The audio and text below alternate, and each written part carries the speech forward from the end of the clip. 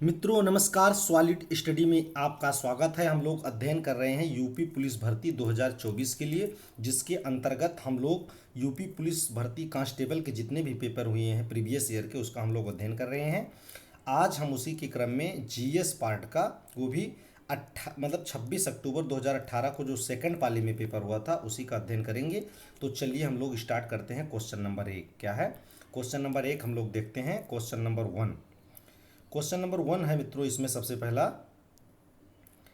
कि जुलाई 2018 में अमरनाथ मंदिर की तीर्थ यात्रा करने वाले यात्रियों की सहायता के लिए सीआरपीएफ द्वारा शुरू किया गया मोबाइल केंद्र का क्या नाम है? मतलब मोबाइल एप्लीकेशन जो शुरू किया गया था उसका क्या नाम है? इसमें ऑप्शन ए है दोस्त, ऑप्शन बी साथी, ऑप्शन सी यात्री और ऑप्शन डी मित्र। तो इसमें क्या कह रहा है कि कौन सा एप्लीकेशन लागू किया गया था सीआरपीएफ के द्वारा यात्रियों की सहायता के लिए? तो हम लोग को ध्यान देना है साथी। क्या साथी? ये करंट का उस समय का क्वेश्चन था 2018 में। तो चलिए हम लोग नेक्स्ट क्वेश्चन देखते हैं। क्वेश्चन नंबर अगला, क्वेश्चन नंबर 2 क्या है? क्वेश्चन नंबर 2 है हम लोगों का कि अगले 7 वर्षों के लिए निम्नलिखित देशों में से किसके साथ भारत ने अक्टूबर 2016 में अपनी व्यापार संधि को नवीनीकृत किया है? मतलब रिन्यूअल किया है किसके साथ अपनी संधि को? अगले 7 वर्षों के साथ। अगले 7 वर्षों के लिए तो हम लोगों को ध्यान देना है नेपाल के साथ। नेपाल भारत का बहुत पड़ोसी, बहुत ही इंपॉर्टेंट पड़ोसी है और इसके साथ हमारे बहुत अच्छे व्यापारिक संबंध भी है। तो ज़्यादातर इसका जो व्यापार होता है, जो नवीनीकृत किया जाता है, तो लगभग लंबे समय के लिए किया जाता है। ये हम लोगों को ध्यान देना है। चलिए नेक्स्ट हम लोग देखते हैं अगला question number, next question number 3 क्या है? क्वेश्चन नंबर 3 हम लोगों का, क्वेश्चन नंबर 3, क्वेश्चन नंबर 3 कह रहा है कि एशियाई खेल 2018 में पदक तालिका में शीर्ष स्थान पर रहने वाले चीन ने कितने स्वर्ण पदक जीते थे? मतलब चीन 2018 में जो एशियाई खेल हुआ था उसमें सबसे अधिक स्वर्ण जीत करके नंबर 1 स्थान पर था। तो टोटल कितने स्वर्ण पदक जीते थे? तुम लोग को ध्यान देना है 2018 के एशियाई खेल में चीन ने 132 स्वर्ण पदक जीता था, जिसके साथ चीन नंबर 1 स्थान पर था। ये हम लोग को ध्यान देना है। और इसी खेल में हम लोग को ध्यान देना है भारत की स्थिति अगर हम लोग देखें तो भारत हम लोगों को ध्यान देना है कि 15 स्वर्ण के साथ, कितना? 15 स्वर्ण के साथ ये हम लोगों को ध्यान देना 8वें स्थान पर था। किस स्थान पर? 8वें स्थान पर था। हम लोगों को ध्यान देना है। कुल मिलाकर मित्रों अगर हम लोग अगर तुलनात्मक देखें तो चीन इस मामले में बहुत आगे है।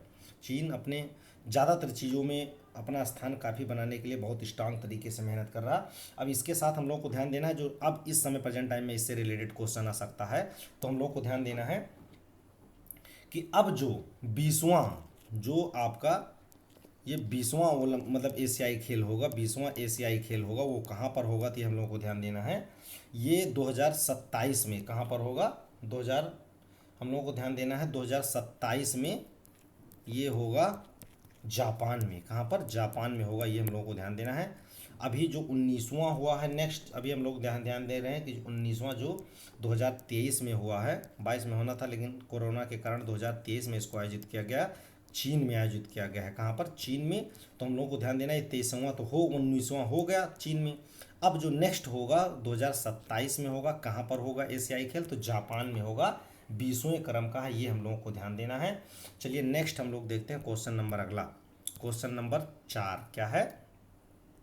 क्वेश्चन नंबर 4 हम लोगों का कि अंतर्राष्ट्रीय न्यायालय किस देश में स्थित है? तो अंतर्राष्ट्रीय न्यायालय हम लोगों को पता है अंतर्राष्ट्रीय न्यायालय कहाँ है। तो अंतर्राष्ट्रीय कहाँ है का मतलब इसका मुख्यालय पूछा जा रहा है कहाँ पर है। तो हम लोग को ध्यान देना नीदरलैंड, नीदरलैंड के द हेग में है। हेग, हेग में है। ये हम लोग को ध्यान देना अंतर्राष्ट्रीय न्यायालय नीदरलैंड में है। इसका मुख्यालय द हेग करके या नीदरलैंड करके पूछते हैं। हम लोग को ध्यान देना अंतर्राष्ट्रीय न्यायालय में कुल मिलाकर हम लोगों को याद रखना है टोटल 15 जज होते हैं। कितने? 15 जज होते हैं। ये हम लोगों को देखना है। चलिए नेक्स्ट क्वेश्चन देखते हैं। क्वेश्चन नंबर अगला, क्वेश्चन नंबर 5 है हम लोगों का। क्या है? क्वेश्चन नंबर 5 है कि पेड़ पौधों में निषेचन के बाद अंडाशय परिवर्तित डाट डाट में होता है। अंडाशय जो है वो किस में परिवर्तित हो जाता है? ये हम लोगों को ध्यान देना है। तो फल में। किस में परिवर्तित हो जाता है? फल के रूप में ये परिवर्तित हो जाता है। बायोलॉजी का क्वेश्चन है। ये हम लोगों को ध्यान देना है। चलिए नेक्स्ट हम लोग देखते हैं क्वेश्चन नंबर अगला, क्वेश्चन नंबर 6 कितना? क्वेश्चन नंबर 6 है हम लोगों का कि क्षतिग्रस्त सेफल और फ्लोरोसेंट ट्यूबों का निपटान सुरक्षित रूप से किया जाना चाहिए, क्योंकि इसमें डाट डाट वाष्प होती है। मतलब किस चीज़ की वाष्प होती है? जो स्वास्थ्य मतलब स्वभाव या स्वास्थ्य के लिए हम लोग कहते हैं जहरीली या हानिकारक होती है। तो जो सेफल वगैरह होती हैं उसके अंदर में कौन सी गैस भरी होती है, ये हम लोगों को ध्यान देना है। तो इसके अंदर पारे की वाष्प भरी होती है, हम लोग को ध्यान देना है। तो जब इसको डिस्ट्रॉय कर रहे हो, जो इसको नष्ट कर रहे हो, तो इसको सुरक्षा के साथ हम लोगों को नष्ट करना चाहिए, क्योंकि जो उसमें से निकलती है वाष्प पारे की, वो हमारे स्वास्थ्य के लिए हानिकारक होती है, इसलिए हम लोग को ध्यान देना है। चलिए नेक्स्ट क्वेश्चन देखते हैं। क्वेश्चन नंबर 7 क्या है? क्वेश्चन नंबर 7 है कि पौधों में पानी और पोषक तत्वों के लिए संवहनी ऊतक को क्या कहते हैं? पानी और पोषक तत्व के रूप में जो ऊतक होते हैं, जो इनका कहने का मतलब परिवहन करते हैं, इनका संचयन करते हैं, वो कौन से ऊतक होते हैं जो पानी और पोषक तत्वों का परिवहन करते हैं? ये हम लोग को ध्यान देना है। तो ये होता है जाइलम। क्या होता है? जाइलम। ये हम लोग को ध्यान देना है। ये मान लीजिए पौधे हो जाएंगे, तो हम लोग को ध्यान देना है कि जाइलम जो होता है वो पानी और पोषक तत्वों को ऊपर लेकर जाता है। क्या करता है? ये क्या करता है? जड़ के द्वारा पानी और पोषक तत्वों को प्राप्त करके पौधे के पूरे भाग में पहुंचाता है। ये हम लोगों को ध्यान देना है। और एक होता है फ्लोएम। इसमें संचयन के लिए, जो परिवहन के लिए पौधों में 2 प्रकार के ऊतक होते हैं, एक जाइलम होता है, एक होता है फ्लोएम। क्या होता है? एक जाइलम, एक फ्लोएम होता है। ये हम लोगों को ध्यान देना है। तो फ्लोएम क्या करता है? पत्तियों के द्वारा जो प्रकाश संश्लेषण से भोजन बनता है वो पौधे के पूरे शरीर में पहुंचाता है। और जो जाइलम करता है वो जड़ से जो भी पानी और पोषक तत्व प्राप्त करता है वो पौधों के अंदर पहुंचाता है। ये हम लोग को ध्यान देना है। चलिए नेक्स्ट देखते हैं। क्वेश्चन नंबर 8 क्या है? क्वेश्चन नंबर 8 है कि निम्नलिखित विकल्पों में से पुनर्उत्पादक बीज उत्पादन पौधों का नाम चुनिए। मतलब पुनर्उत्पादक बीज वाले पौधे कौन से हैं, ये हम लोगों को ध्यान देना है कि पुनर्उत्पादक बीज वाले पौधे कौन से हैं। तो इसको कहते हैं ब्रेड मोल्ड। क्या कहते हैं? ब्रेड मोल्ड कहते हैं। ये हम लोगों को ध्यान देना है। चलिए नेक्स्ट देखते हैं। क्वेश्चन नंबर 9 क्या है? क्वेश्चन नंबर 9 है हम लोगों का कि कह रहा किसी भी प्राकृतिक कच्चे माल के बिना बनाया गया एक मानव निर्मित फाइबर, मतलब कृत्रिम रूप से मानव निर्मित फाइबर, यह कोयले, पानी और हवा से तैयार किया गया था। यह पहला पूर्ण सिंथेटिक फाइबर था। यह है मतलब कौन सा फाइबर जिसके बारे में इतनी विशेषता बताई जा रही, कौन सा ऐसा फाइबर है जो पूर्ण रूप से कह रहा है कि कोयला, पानी और हवा के द्वारा तैयार किया गया था, पूर्णतः सिंथेटिक था। तो हम लोग को ध्यान देना है ये नायलॉन है। क्या है? नायलॉन। ऐसा जितने गुण बताए जा रहे हैं ये किसके हैं? नायलॉन के हैं। ये हम लोगों को ध्यान देना है। चलिए नेक्स्ट देखते हैं। क्वेश्चन नंबर अगला क्वेश्चन नंबर 10 क्या है? क्वेश्चन नंबर 10 कह रहा है कि विश्व हिंदी दिवस कब मनाया जाता है? तो एक हम लोगों को पता है कि ज़्यादातर जो हम लोग कहते हैं राष्ट्रीय हिंदी दिवस। क्या है? राष्ट्रीय हिंदी दिवस काफ़ी चर्चा में रहता है। राष्ट्रीय हिंदी दिवस, ये हम लोगों को ध्यान देना है। राष्ट्रीय हिंदी दिवस। तो पहली बात हम लोगों को याद रखना है कि राष्ट्रीय हिंदी दिवस जैसा कि हम लोगों को पता है कब मनाया जाता है, तो 14 सितंबर को। कब मनाया जाता है? 14 सितंबर को मनाया जाता है। ये हम लोगों को ध्यान देना है। और कह रहा है विश्व हिंदी दिवस कब मनाया जाता है, तो हम लोगों को ध्यान देना है कि विश्व हिंदी दिवस 10 जनवरी को मनाया जाता है। क्या कहा जाता है? प्रत्येक वर्ष 10 जनवरी को मनाया जाता है। ये पहली बार हम लोग को ध्यान देना है 1975 में। कब? 1975 में पहली बार नागपुर में। कहाँ पर? नागपुर में मनाया गया था। ये हम लोगों को ध्यान देना है। तो इसीलिए हम लोगों को देखना है कि राष्ट्रीय हिंदी दिवस 14 सितंबर को मनाया जाता है और विश्व हिंदी दिवस 10 जनवरी को मनाया जाता है। ये हम लोगों को ध्यान देना है। शुरुआत इसकी कब? 1975 से हुई थी, नागपुर से। ये हम लोगों को देखना है। नेक्स्ट क्वेश्चन देखते हैं। क्वेश्चन नंबर 11 क्या है? क्वेश्चन नंबर 11 है हम लोगों का, कह रहा है कि डाट ने अधिग्रहित चरित्र की विरासत सिद्धांत को प्रतिपादित किया था। मतलब किसने कह रहा? अधिग्रहित चरित्र की विरासत सिद्धांत को किसने प्रतिपादित किया था? कि कह रहा है कि जीन बैप्टिस्ट लैमार्क ने प्रतिपादित किया गया था, कि अगस्टन वाइजमैन ने किया था, कि ग्रेगर मेंडल ने किया था, कि चार्ल्स डार्विन ने किया था। तो ये हम लोगों को ध्यान देना है। जो अधिग्रहित चरित्र का सिद्धांत था इसको लैमार्क ने, किसने? लैमार्क ने किया था। ये हम लोगों को ध्यान देना है। जिसमें ये कहा गया था कि जिस अंगों का प्रयोग ज़्यादा होता है वो क्या करते हैं? विकास करते रहते हैं। जिस अंगों का प्रयोग नहीं होता है वो धीरे धीरे लुप्त हो जाते हैं। ये हम लोग को ध्यान देना है।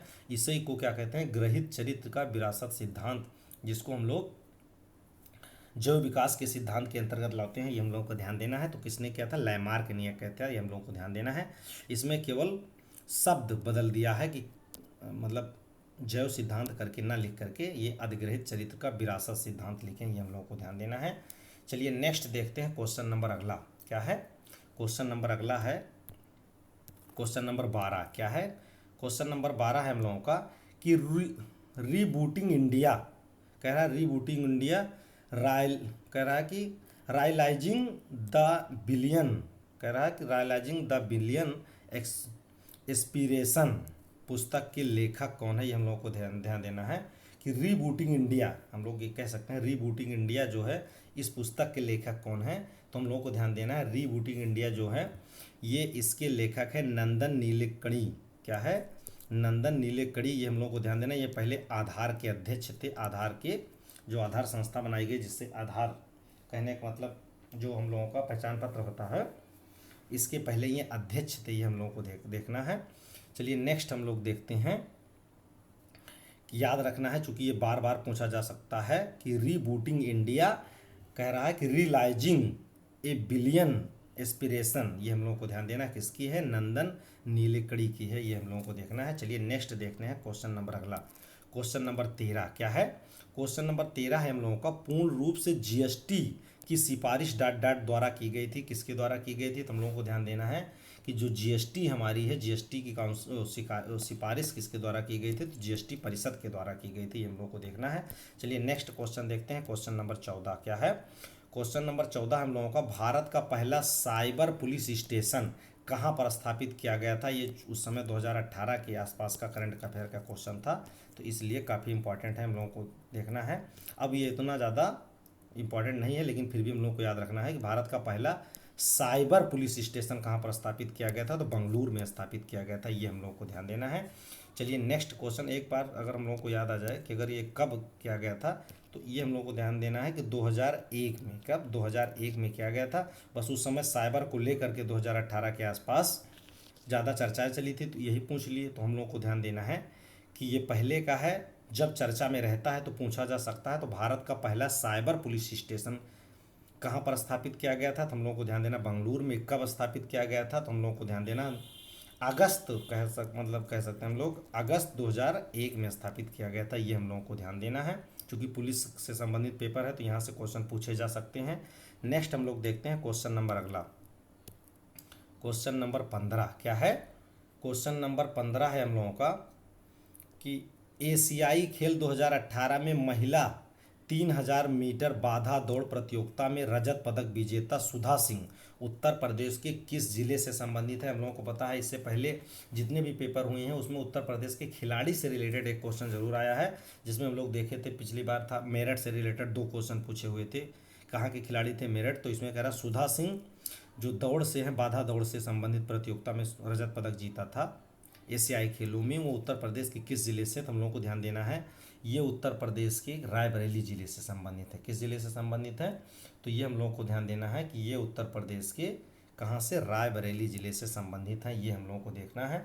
चलिए नेक्स्ट हम लोग देखते हैं क्वेश्चन नंबर अगला। क्या है क्वेश्चन नंबर अगला है हम लोगों का क्वेश्चन नंबर 16। क्या है क्वेश्चन नंबर 16 कह रहा है कि कब संयुक्त प्रांत का नाम बदलकर उत्तर प्रदेश कर दिया गया, मतलब उत्तर प्रदेश जो था इसका पहले नाम हम लोगों को ध्यान देना है।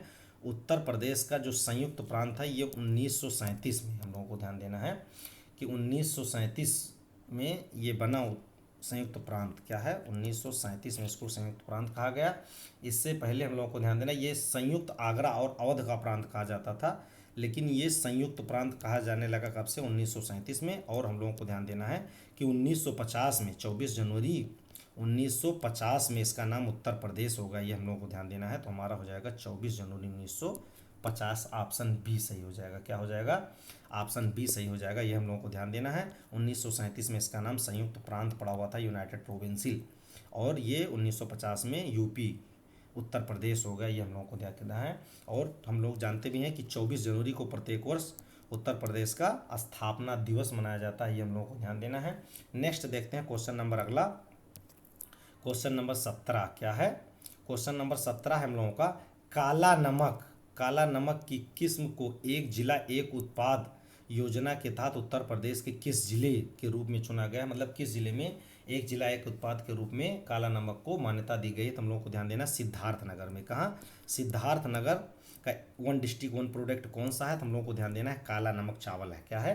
काला नमक चावल है। गोरखपुर का बहुत फेमस हम लोग जानते हैं, पिछली बार भी क्वेश्चन आया हुआ था, तो इसमें हम लोग को ध्यान देना है गोरखपुर में टेराकोटा। क्या है? टेराकोटा, जो मिट्टी वगैरह के बर्तन या खिलौने वगैरह बनते हैं, ये हम लोगों को ध्यान देना है टेराकोटा। टेराकोटा ये हम लोगों को ध्यान देना है। कहाँ का है? गोरखपुर का है। रायबरेली की इसमें हम लोगों को देख लेना है कि मान लीजिए रायबरेली नहीं, जैसे गोंडा, मान लीजिए क्या है? गोंडा है, रायबरेली है।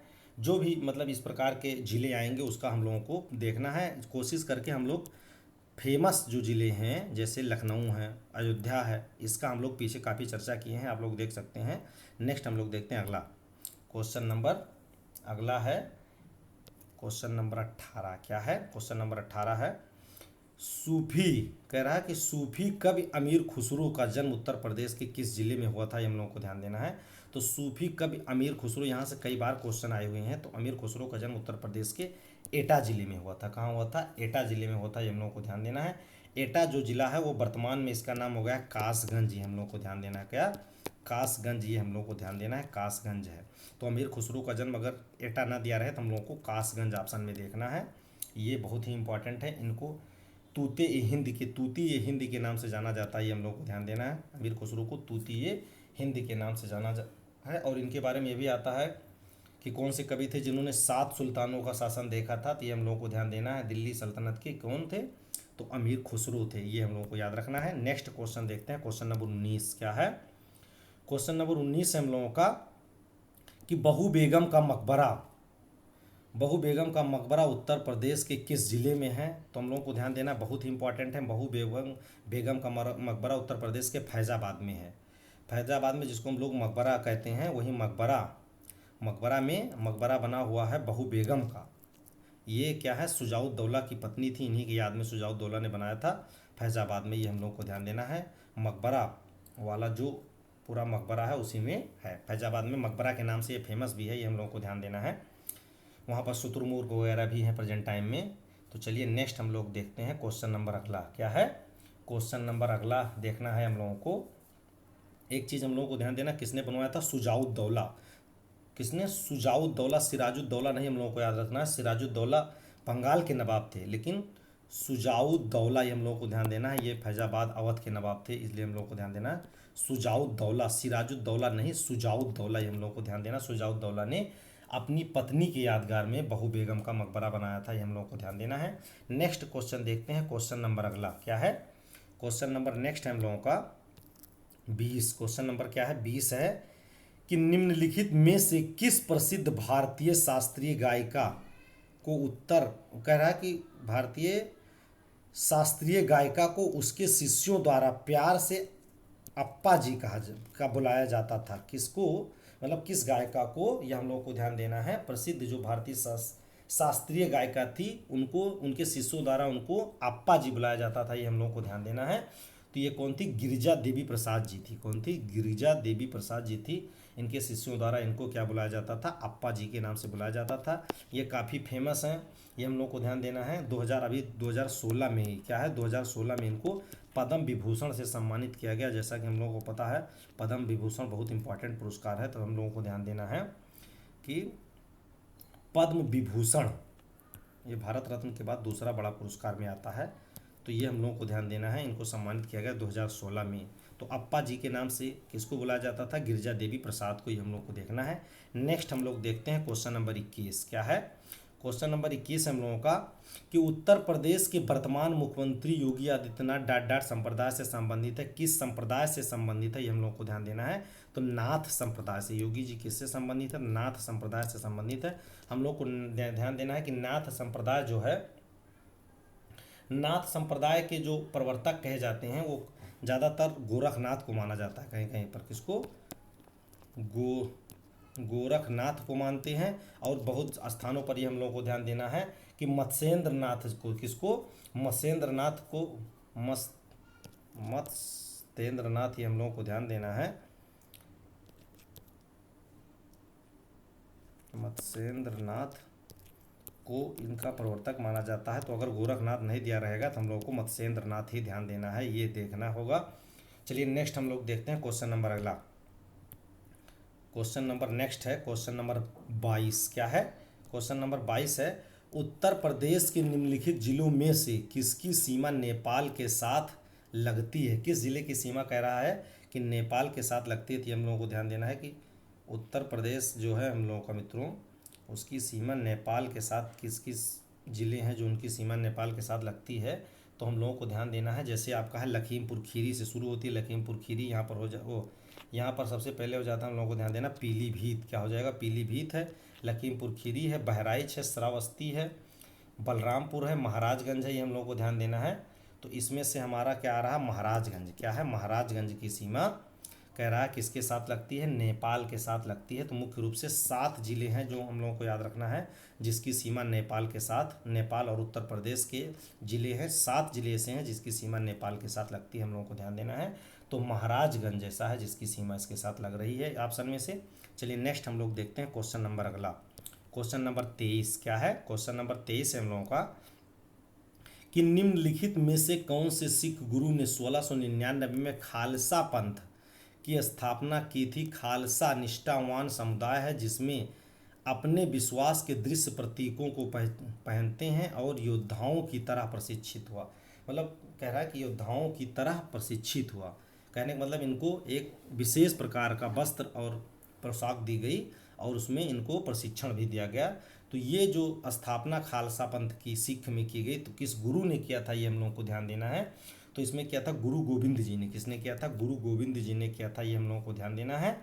तो इसकी स्थापना कब किया था गुरु गोविंद जी ने? तो 1699 में उन्होंने कहा था कि हम सारे सिखों को शेर बना देंगे, कहने का मतलब पूर्ण रूप से लड़ने के लिए उनको साज सज्जा से बिल्कुल तैयार कर देंगे। कौन थे? गुरु गोविंद सिंह जी थे, ये हम लोगों को ध्यान देना है। नेक्स्ट क्वेश्चन हम लोग देखते हैं, क्वेश्चन नंबर अगला, क्वेश्चन नंबर 24। क्या है? क्वेश्चन नंबर 24 है हम लोगों का कि वित्तीय वर्ष 2017-18 के दौरान भारतीय रिजर्व बैंक द्वारा लगभग 9 वर्षों में सोने की खरीद में खरीदे गए सोने की मात्रा कितनी है? 9 वर्षों में जो सोने की खरीद की गई, कितने सोने की खरीद की गई थी, ये हम लोगों को ध्यान देना है। 2017-18 में खरीद की गई थी तो वो करंट का उस समय क्वेश्चन था, तो ये हम लोगों को ध्यान देना है कितनी खरीद की गई थी। तो हम लोगों को ध्यान देना है 8.46 मीट्रिक टन, मतलब 8.46 मीट्रिक टन सोने की खरीदारी की गई थी। कब? 17-18 के आसपास, ही हम लोगों को ध्यान देना है। इससे पहले हम लोगों को ध्यान देना है कि 2009 में, कब? 2009 में हमारे देश में सोने की खरीद कितनी की गई थी? तो हम लोग को ध्यान देना 200 मीट्रिक टन। कितना? 200 मीट्रिक टन की खरीदारी की गई थी, ये हम लोग को ध्यान देना है। कहने का मतलब 17-18 में 8.46 लगभग 8.5 मीट्रिक टन की खरीदारी की गई थी और 2009 के आसपास 200 मीट्रिक टन की खरीदारी की गई थी। किसकी? सोने की, ये हम लोग को ध्यान देना है। किसके द्वारा? रिजर्व बैंक के द्वारा। ये उस समय का करंट अफेयर था। चलिए नेक्स्ट हम लोग देखते हैं क्वेश्चन नंबर अगला, क्वेश्चन नंबर 25। क्या है? क्वेश्चन नंबर 25 है कि किस सिख गुरु ने सिख विवाह समारोह की शुरुआत आनंद कारज के नाम से की? जो विवाह समारोह था उसका कहने का मतलब है कि शुरुआत आनंद कारज के नाम से किस गुरु ने की थी, ये हम लोगों को ध्यान देना है। तो आनंद कारज के नाम से इसकी शुरुआत गुरु अमरदास, वो किसने की थी? गुरु अमरदास जी ने की थी, ये हम लोगों को ध्यान देना। किसने की थी? गुरु अमरदास जी ने की थी, ये हम लोगों को ध्यान देना है। किसमें? सिखों में विवाह को किस रूप में? आनंद कारज के रूप में। कैसा कार्य? आनंद का कार्य, ये हम लोगों को ध्यान देना है। तो गुरु अमरदास जी ने की थी। नेक्स्ट हम लोग देखते हैं क्वेश्चन नंबर 26। क्या है? क्वेश्चन नंबर 26 है हम लोगों का कि सांख्यिकी और कार्यक्रम कार्यान्वयन मंत्रालय द्वारा 2016-17 के लिए दिए गए बागवानी आंकड़ों के अनुसार सबसे बड़ा फल उत्पादक राज्य, मतलब कह रहा है कि 16-17 के आसपास फलों का सबसे बड़ा उत्पादक राज्य कौन सा था? तो हम लोगों को ध्यान देना है आंध्र प्रदेश। कौन? आंध्र प्रदेश फलों का सबसे बड़ा उत्पादक राज्य था। वर्तमान में हम लोगों को देना है 2023-24 में, चूँकि इसमें से क्वेश्चन आ सकता है 2023-24 में फलों का सबसे बड़ा उत्पादक कौन है। तो यही कंडीशन है, जो पहले था वही बना हुआ है। हम लोगों को ध्यान देना है कि नंबर 1 पर कौन है? आंध्र प्रदेश। कौन है? आंध्रा है, आंध्र प्रदेश है। इसके बाद में हम लोगों को ध्यान देना है नंबर 2 पर है महाराष्ट्र। क्या है? महाराष्ट्र है फल उत्पादन में। और नंबर 3 पर है हमारा यूपी। क्या है? नंबर 3 पर यूपी। ये करंट है मित्रों, हम लोगों को याद रखना है। यहाँ से उत्पादन से क्वेश्चन आते हैं कि फल के उत्पादन में नंबर 1 पर कौन है? आंध्र प्रदेश है, दूसरे नंबर पर महाराष्ट्र है और तीसरे नंबर पर उत्तर प्रदेश है। ये हम लोगों को ध्यान देना है। नेक्स्ट देखते हैं क्वेश्चन नंबर अगला, क्वेश्चन नंबर 27 क्या है? क्वेश्चन नंबर 27 है हम लोगों का कि वित्तीय वर्ष 17-18 के दौरान भारत के व्यापार घाटे की लगभग राशि क्या थी? मतलब 17-18 के दौरान भारत का व्यापार घाटा कितना था, ये हम लोगों को ध्यान देना है। तो 17-18 के दौरान भारत का व्यापार घाटा कितना था? तो 156.80 मिलियन था। कितना? 156.80 मिलियन के आसपास था। और वर्तमान में हम लोगों को ध्यान देना है, वर्तमान में भारत का व्यापार घाटा, मतलब वर्तमान का मतलब हम लोग को याद रखना है 2023-24 में। किसमें? 23-24 में भारत का वर्तमान में जो क्या है व्यापार घाटा है वो कितना है, ये अपने जहन में बैठा लीजिए। 78.12 बिलियन डॉलर। कितना? 78.12 बिलियन डॉलर है। ये हम लोगों को ध्यान देना है। कितना है? 78.12 बिलियन डॉलर। ये हम लोगों को देखना है। ये 23-24 में व्यापार घाटा 78.12 बिलियन डॉलर है। हम लोग चलिए आगे देखते हैं क्वेश्चन नंबर 28 क्या है? क्वेश्चन नंबर 28 है हम लोगों का कि निम्नलिखित में से कौन सा कथन सही है? कह रहा है कि ऑप्शन ए, 1975 में आपातकाल के समय प्रधानमंत्री गुलजारी लाल नंदा थे। गलत, हम लोगों को पता है प्रधानमंत्री इंदिरा गांधी थी। 1975 में आपातकाल के समय प्रधानमंत्री इंदिरा गांधी थी, ये सही है। आगे देख लेते हैं। 1975 में आपातकाल के समय प्रधानमंत्री नहीं थे। प्रधानमंत्री के बारे में पूछ रहा तो हमारा ऑप्शन बी सही हो जाएगा। 1975 में जब इमरजेंसी मतलब आपातकाल लगाया गया तो उस समय प्रधानमंत्री इंदिरा गांधी जी थी। हम लोग को ध्यान देना है। नेक्स्ट हम लोग देखते हैं क्वेश्चन नंबर अगला, क्वेश्चन नंबर 29 क्या है? क्वेश्चन नंबर 29 है हम लोगों का कि निम्नलिखित में से, कह रहा है कि निम्नलिखित में से कौन सा सही मिलान है, मतलब अनुच्छेदों का सही से मिलान करना है कि कौन से अनुच्छेद सही हैं, कौन से अनुच्छेद सही मिले हुए नहीं है, ये हम लोगों को ध्यान देना है। तो चलिए इसमें सबसे पहले हम लोग देखते हैं अनुच्छेद, जैसे कह रहा है कि ऑप्शन ए, अनुच्छेद 19 इस संघ बनाने का अधिकार। तो ये हम लोगों को ध्यान देना है। इसका हम लोगों ने डिटेल से अध्ययन किया है, तो ये गलत है। 19 में हम लोगों का निवास, कहीं भी निवास की स्वतंत्रता है हम लोगों को। तो बस जाने की, या हम लोग जिसको बस जाने करके लिखे हैं, या निवास की स्वतंत्रता। क्या है? निवास की स्वतंत्रता, ये हम लोगों को ध्यान देना है। तो ये वाला गलत हो जाएगा। कह रहा है सही मिलान कौन सा है? अनुच्छेद बी में कह रहा है, ऑप्शन बी में, अनुच्छेद 19 बी में किसी पेशे का अभ्यास करने का अधिकार। तो ये भी गलत है, किसी पेशे का नहीं। बी में जैसा कि हम लोगों को पता है कि शांत पूर्वक इकट्ठा सभा और सम्मेलन करने का अधिकार 19 बी में है, तो ये भी गलत हो जाएगा। सी में है, कह रहा है कि सी में कह रहा है कि भाषण एवं अभिव्यक्ति की स्वतंत्रता, गलत है।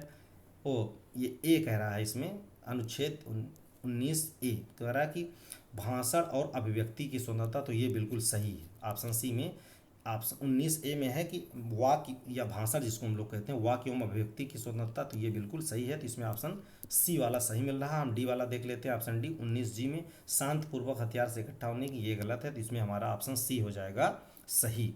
कह रहा है कि यही हमारा सही हो जाएगा कि आप 19 ए में दिया हुआ है वाक मतलब भाषण एवं अभिव्यक्ति की स्वतंत्रता, जो बिल्कुल सही है। तो ऑप्शन सी सही हो जाएगा। चलिए नेक्स्ट हम लोग देखते हैं क्वेश्चन नंबर अगला, क्वेश्चन नंबर 30 क्या है? क्वेश्चन नंबर 30 है हम लोगों का, निम्न में से कौन सा गलत है? कौन सा कथन कह रहा है गलत है?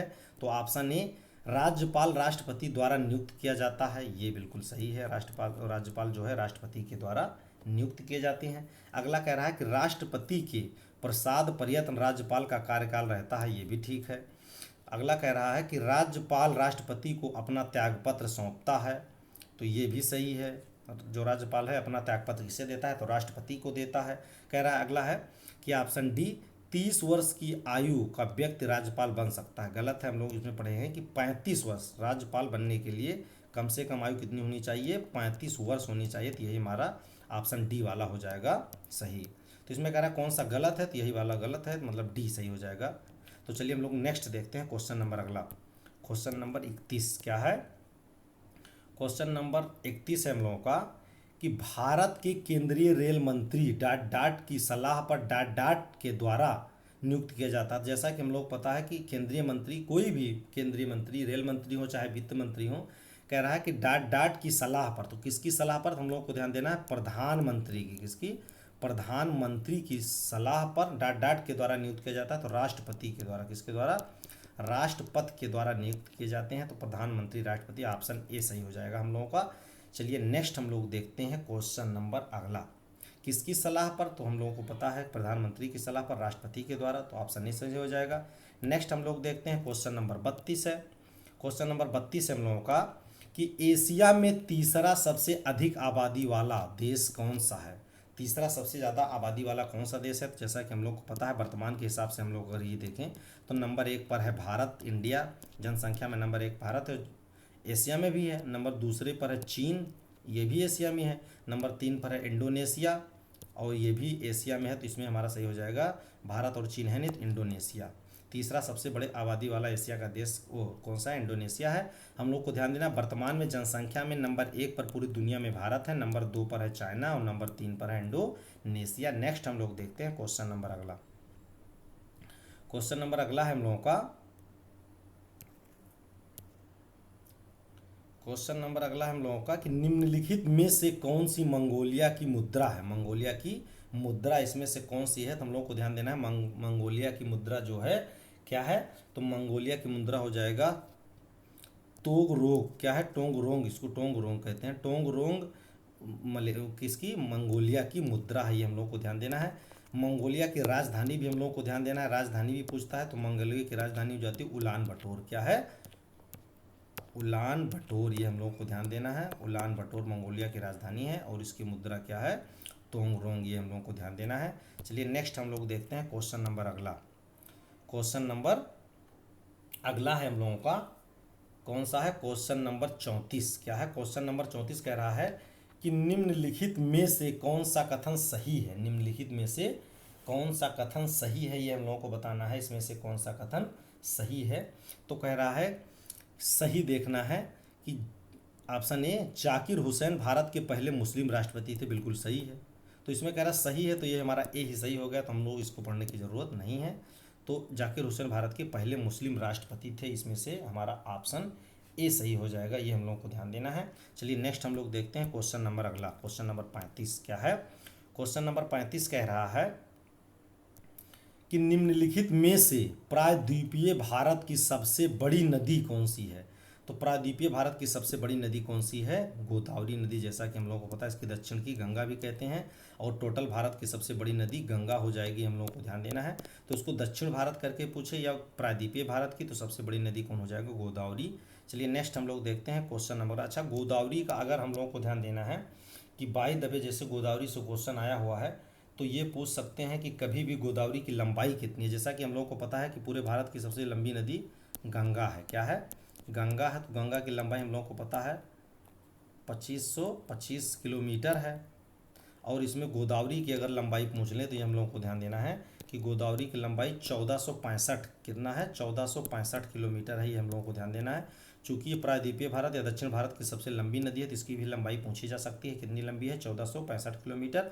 और गंगा जो भारत की सबसे लंबी नदी है, इसकी लंबाई 2525 किलोमीटर है, ये हम लोगों को ध्यान देना है। चलिए नेक्स्ट क्वेश्चन देखते हैं, क्वेश्चन नंबर अगला, क्वेश्चन नंबर 36 क्या है, क्वेश्चन नंबर 36 कह रहा है कि निम्नलिखित दक्षिण अमेरिकी राष्ट्रों में से किसमें दक्षिण अमेरिकी क्षेत्र का सबसे बड़ा वन क्षेत्र है। दक्षिण अमेरिका में सबसे ज़्यादा वन कहने का मतलब कहाँ पाए जा रहे हैं, तो इसमें हम लोगों को ध्यान देना है ऑप्शन ए मतलब बी सही हो जाएगा, ब्राज़ील। कहाँ पर, दक्षिण अमेरिका में ब्राज़ील है, ये हम लोगों को ध्यान देना है। बड़ा देश भी है, तो सबसे ज़्यादा वन क्षेत्र कहाँ पर, अमेजॉन वाला क्षेत्र काफ़ी ब्राज़ील के अंतर्गत आता है, तो सबसे ज़्यादा वन क्षेत्र कहाँ पर है, ब्राज़ील में है, ये हम लोगों को ध्यान देना है। नेक्स्ट क्वेश्चन हम लोग देखते हैं, क्वेश्चन नंबर अगला क्या है, क्वेश्चन नंबर अगला है हम लोगों का क्वेश्चन नंबर 37 क्या है, क्वेश्चन नंबर 37 है हम लोगों का, इसमें से कह रहा है कि निम्नलिखित में से कौन सी जॉर्डन की राजधानी है। जॉर्डन की राजधानी क्या है, जॉर्डन की राजधानी पूछ रहा है कि जो चारों अब ऑप्शन दिए हुए इसमें से जॉर्डन की राजधानी क्या है, तो हम लोगों को पता होना चाहिए कि जॉर्डन की राजधानी अम्मान है, क्या है, जॉर्डन की राजधानी अम्मान हो जाएगा, ये हम लोगों को ध्यान देना है, ऑप्शन सी। नेक्स्ट देखते हैं क्वेश्चन नंबर अगला क्या है, क्वेश्चन नंबर अगला है हम लोगों का, इसमें थोड़ा मिसप्रिंटिंग हो गई है, संयुक्त राष्ट्र द्वारा मानवाधिकार की सार्वभौमिक घोषणा को चिन्हित करने के लिए वर्ष कह रहा है कि हर वर्ष किस तिथि को, मतलब किस तारीख को अंतर्राष्ट्रीय मानवाधिकार दिवस मनाया जाता है। तो हम लोगों को ध्यान देना है कि 10 दिसंबर, कब, प्रत्येक वर्ष 10 दिसंबर को अंतर्राष्ट्रीय मानवाधिकार दिवस मनाया जाता है। क्या मनाया जाता है? मानवाधिकार दिवस मनाया जाता है। ये हम लोगों को ध्यान देना है। इसकी शुरुआत हम लोगों को ध्यान देना है कब से हुई, तो 10 दिसंबर 1948 से इसकी शुरुआत हुई थी। तो इस प्रकार से ये हमारे क्वेश्चन थे मित्रों, इसका हम लोगों ने अध्ययन कर लिया। आप लोग पढ़ते रहिए, बढ़ते रहिए, ताकि हम लोग अपनी सफलता को निश्चित ही सुनिश्चित कर पाएँ। हम लोग नेक्स्ट वीडियो में फिर मिलेंगे मित्रों, तब तक के लिए जय हिंद, जय भारत।